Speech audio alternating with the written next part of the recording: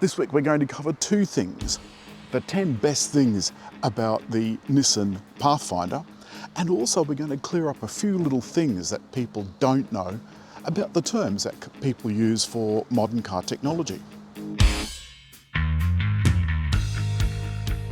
When we did the first review at the launch, people said that they loved the look of the car, but there are a few things that they thought were missing. For example, a turbocharged 4-cylinder option or a hybrid.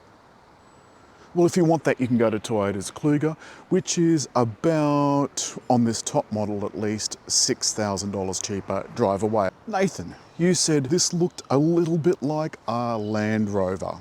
There is more than a touch of Land Rover about this, especially around the back. Under the back floor is this natty little hole, and you can put your groceries in there so your bits and bobs don't bang together. And there's even a place for your jack.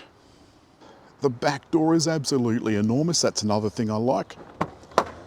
They open nice and wide. They've got flaps for sunshade, and have a look at this. The rear has individual captain seats with individual armrests, gorgeous upholstery, and an electric flick forward button to give you access to the third row when it's folded up. You'll notice, of course, that I've got it folded. The rear also gets some heated seats, USBs, and another climate zone.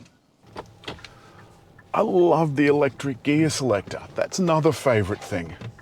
And I love wireless CarPlay. Possibly my top favourite thing. I don't think any car should be without it. And the fact that BMW is actually charging you rent for it is absolutely preposterous.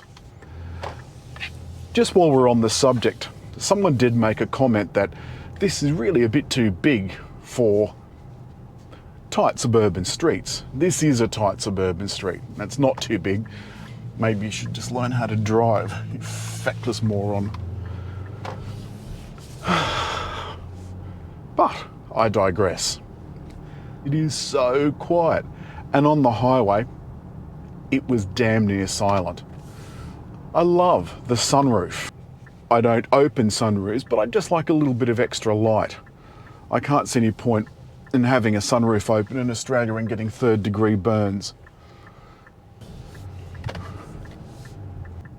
The next thing is, I love this 9-speed automatic, and I love the 3.5 litre engine. And Nissan said that there's no plans, despite the fact that they've got that great e-power, e-drive, iDrive, 4-drive system. In the smaller cars, this is an American designed and built car, and it's just, they would prefer a 6-cylinder.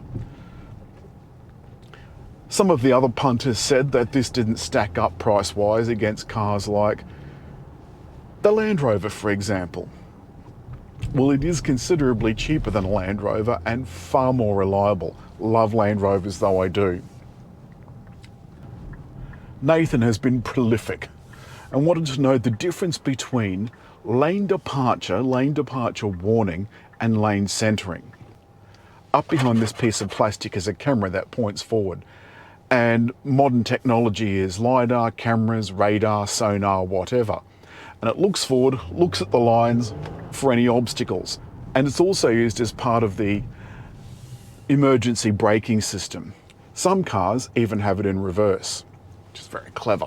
Lane centering is the same system, and that uses the same sensors to keep you centered within the lane. And you don't have to have that switched on. It's also called auto steering and a whole lot of other things. There are a couple of things that you should be aware of. One, most of them don't like corners, and none of them like sharp corners. There is currently no car on the market that has autonomous driving. Forget all those stupid Tesla videos you've seen. It's absolute rubbish, and what they're doing is illegal. There's nowhere in the world where autonomous driving is legal. Nowhere. And I've seen several videos, including a couple having sex in the back seat with no one in the front seats in a Tesla. That's just asking for trouble, in more ways than one. Now, the lane departure can also have steering intervention. You'll get a stick shaker, so it shakes the steering wheel like an airplane to warn of a stall, this warns of lane departure.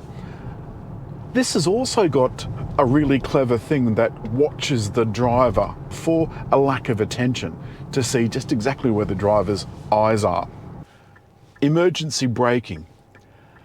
That's another term that is not much understood, and it's because there are so many versions of it.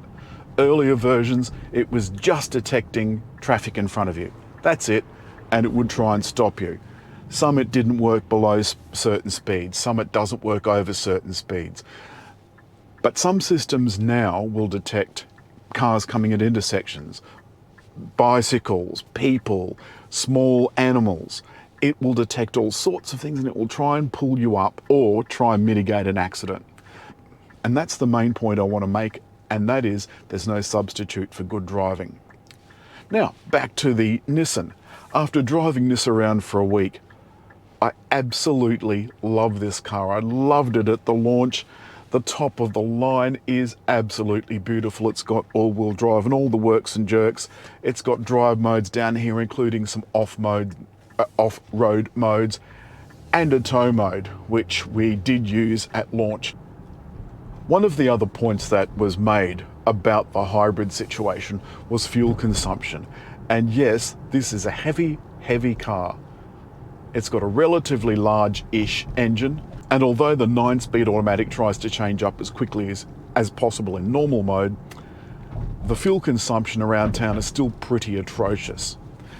Over some highway driving that I've done on this, a little bit of highway, a little bit of city, I'm sitting at around 10.1 litres per 100 kilometres. But on the highway yesterday, we got down as low as 7.1. When you go through the history, you can look at what your best fuel consumption was. 7.1 is pretty good for a girl this big. The other thing I like about it is this Bose sound system is very, very good. It's not the best that I've ever had, but it is very, very good. And the other thing is there are brilliant amounts of storage. There's some under here in the console. There's a little bin above the glove box.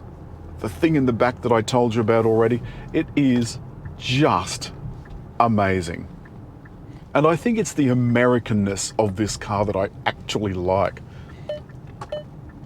That's it trying to tell me that it thinks that I'm going to change lanes onto somebody. That's the only downside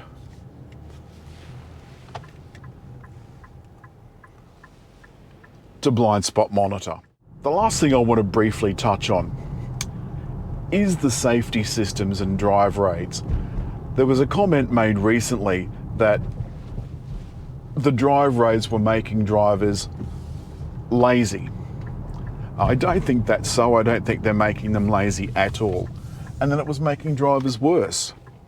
And I don't think that that's the case either. I want you to consider a few statistics. 1. Since I got my license, shortly after Captain Cook discovered Australia, well, not that it was lost, there were people here, there are probably 2 or 3 times the number of cars on the road that there were when I got my license. And yet, there are fewer deaths and injuries. And that is all down to A, the way the cars are engineered and built, and B, the fact that there are safety systems in cars now that allow the user to drive normally, but also to drive more safely. This car looks all the way around its perimeter, and it's looking out for things that are coming from the front, from the side, from the back, and even if you're parked, it'll warn you not to open the doors if it senses oncoming traffic. And on this car at least, I don't even mind the V-Power grille. That's all this week from Nissan's Pathfinder. I hope you found the extra bit of information valuable. Some people do still get these things confused, the terms for cars confused. As always, hit like, leave a comment, and just there to subscribe.